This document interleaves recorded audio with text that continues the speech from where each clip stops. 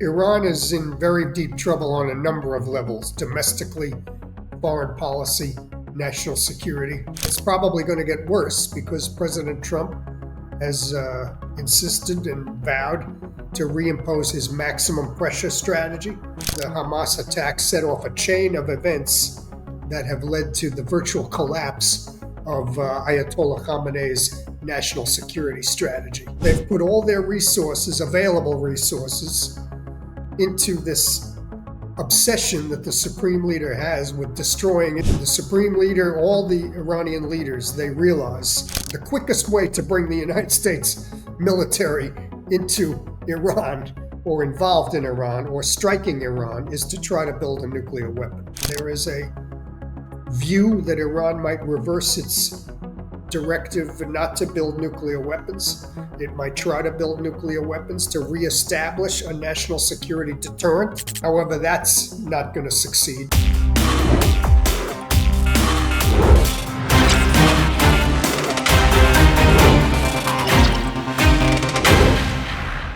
Iran, as you would know, is one of the world's biggest energy producers. But what will shock you is this: it is facing a full-blown energy crisis.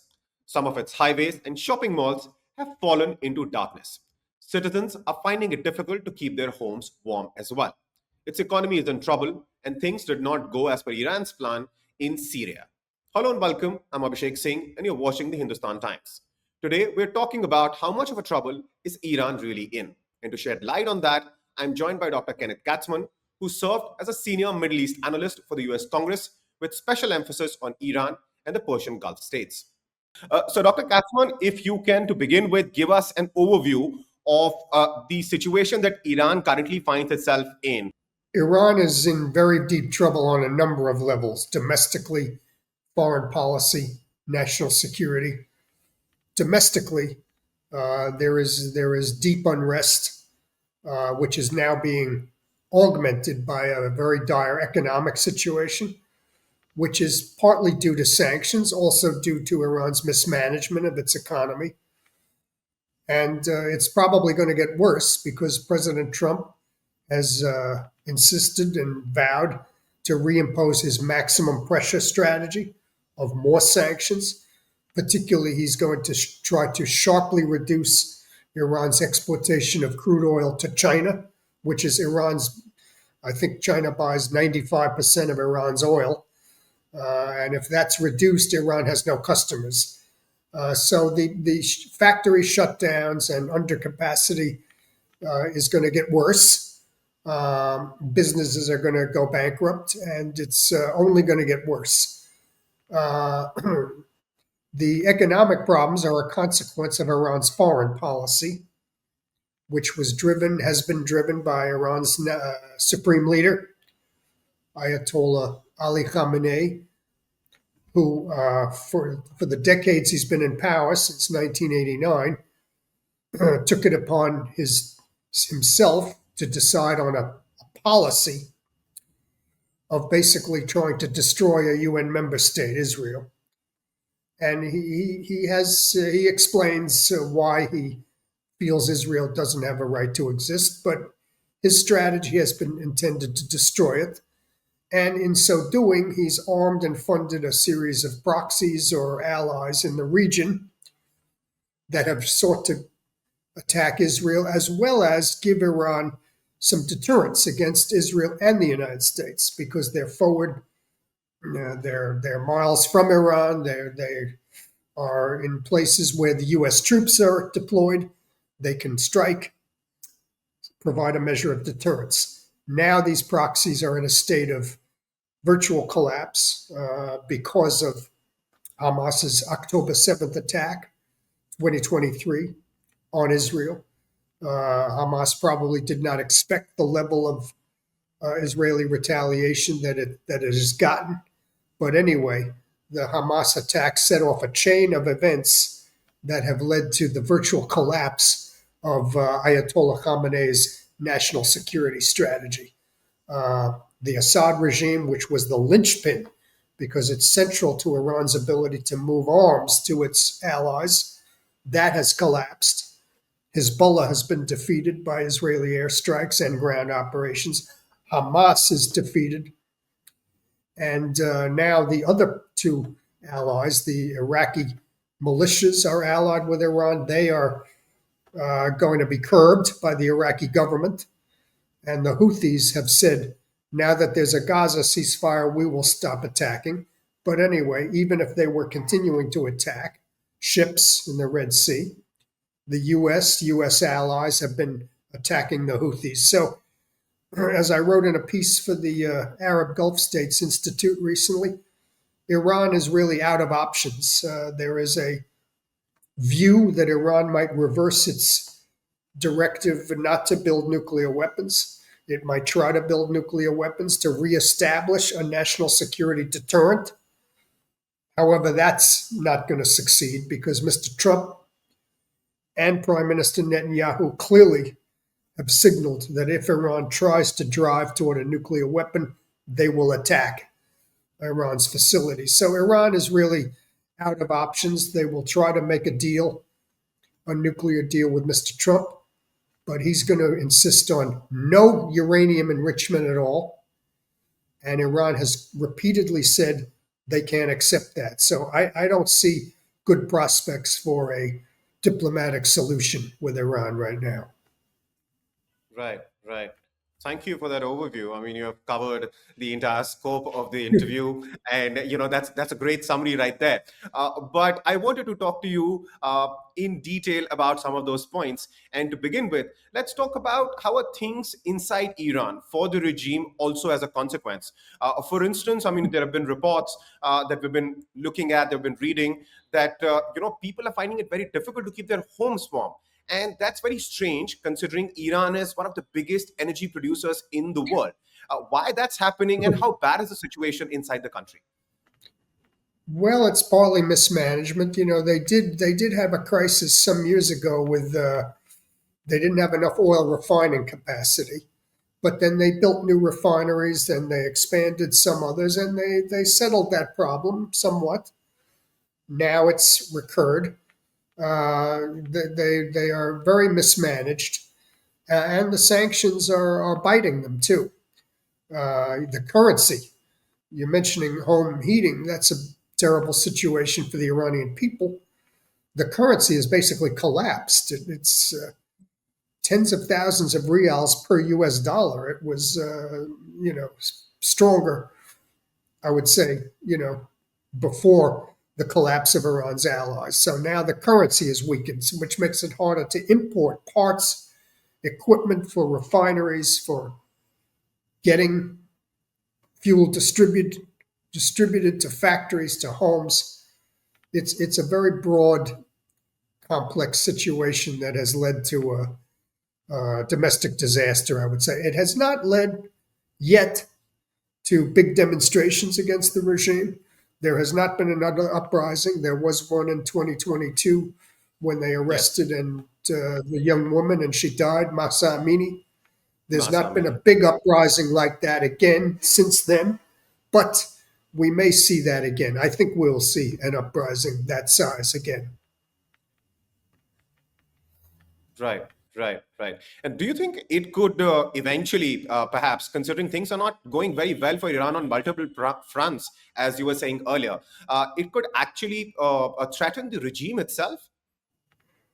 Well, that's hard to say. There was an uprising in 2009 that did threaten the regime's grip, but Iran was able to muster its security forces to beat back that challenge. The opposition is divided. The opposition groups don't cooperate that much. Each of them has their own agenda and their own leader, and they're each promoting their own leader. It's not a cohesive opposition like we might see in Right. Venezuela, for example. There is a cohesive opposition there. Iran is not like that.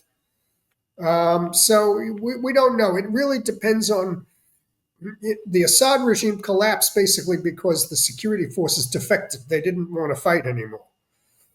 A lot of Right. them were not being paid.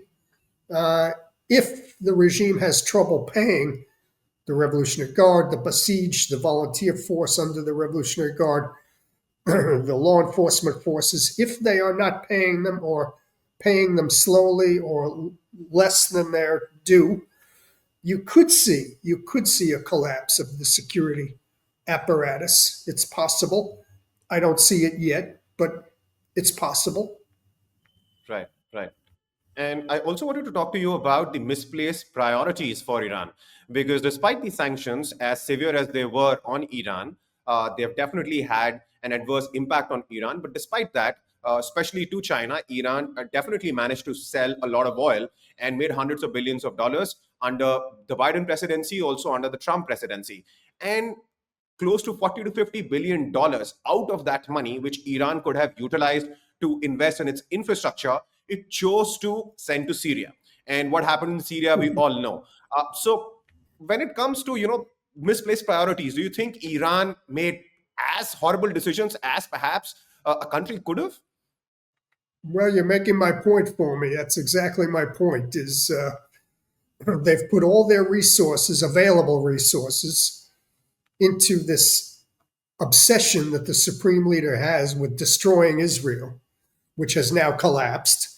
If anything, Israel is destroying them, Iran.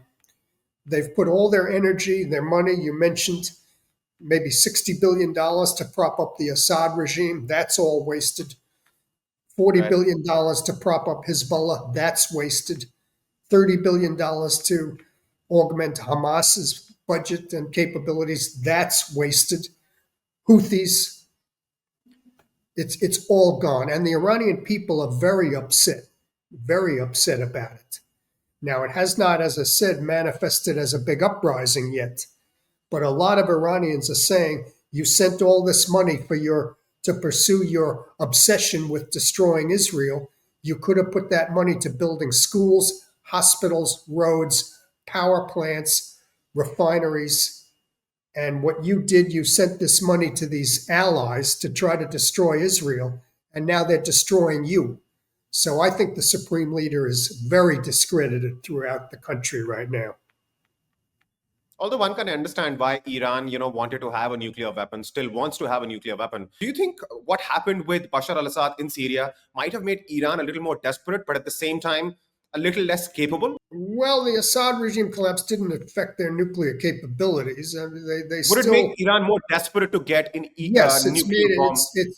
it has led to a debate within Iran about whether they should forego this restriction that the supreme leader had about building nuclear weapons, remove that, and try to build a nuclear weapon. There is more desperation. There is an urgent search for an alternative national security strategy. Yes, sir.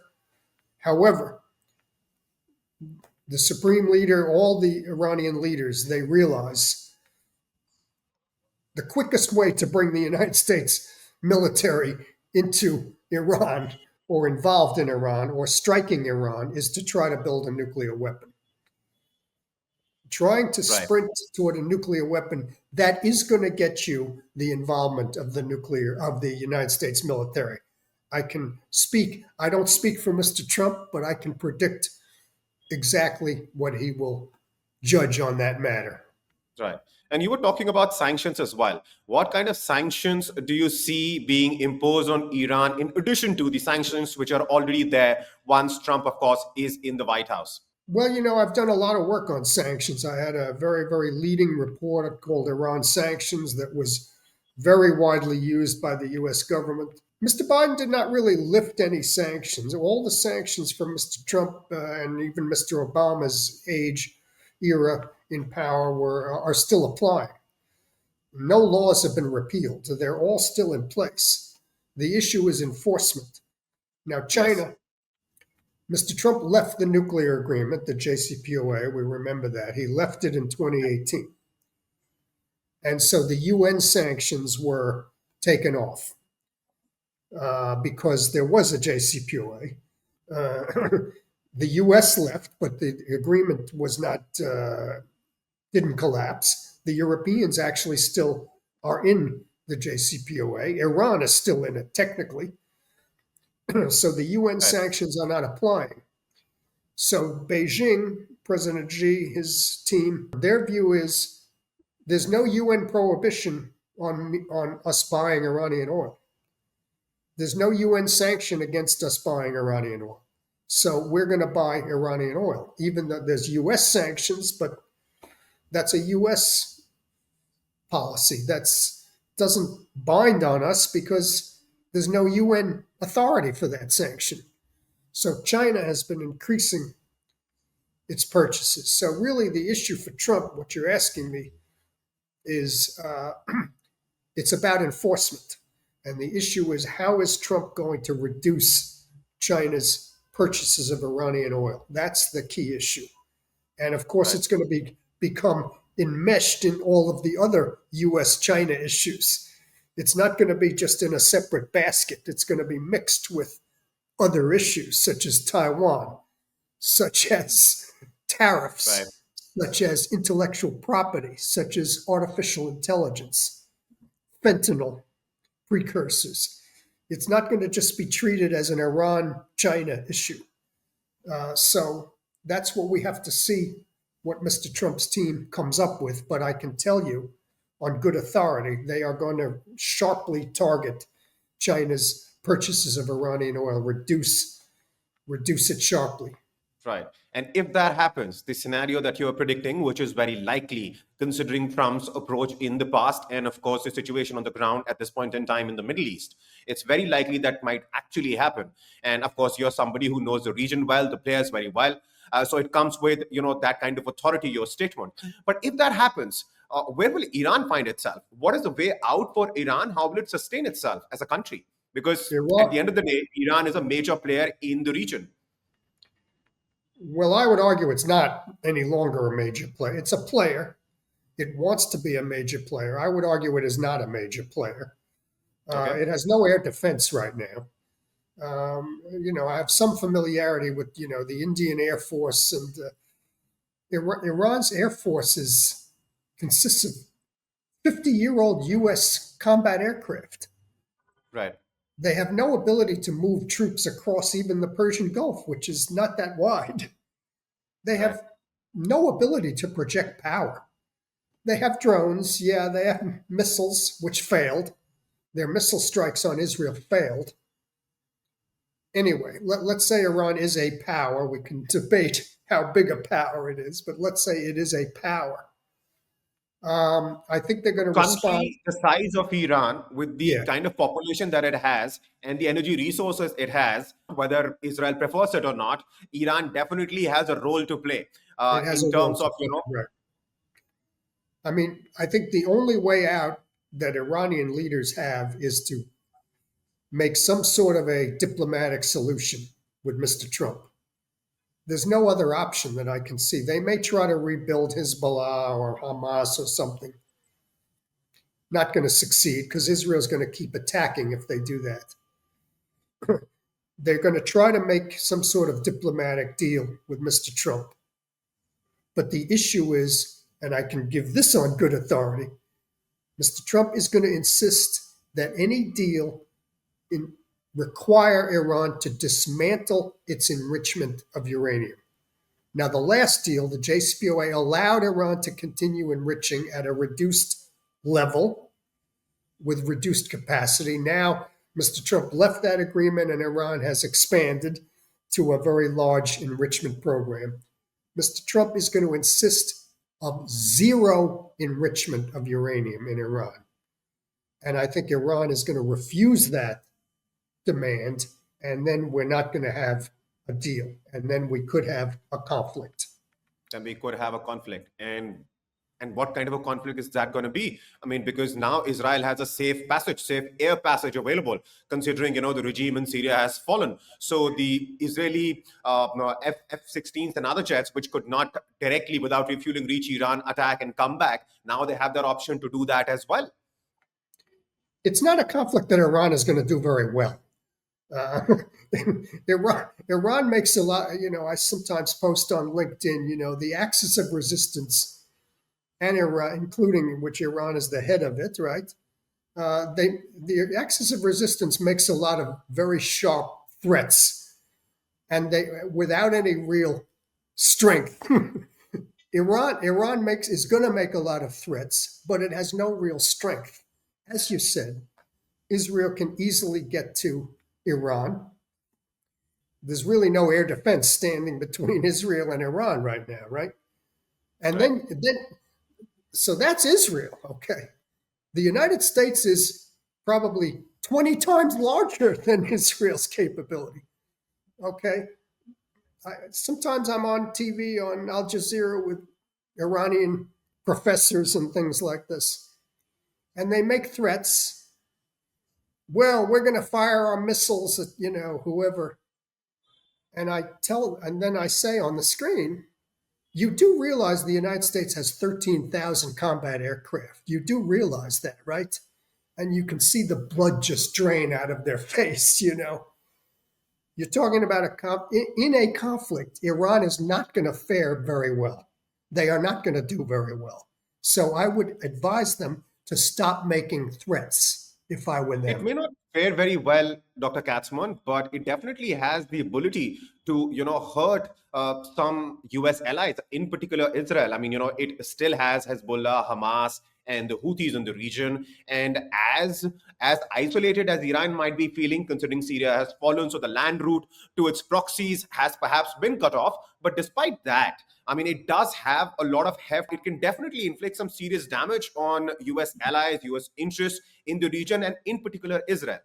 Well, I would argue that really the capability is to inflict damage on the Gulf states. Israel, they fired two volleys, April and October, right? Yeah.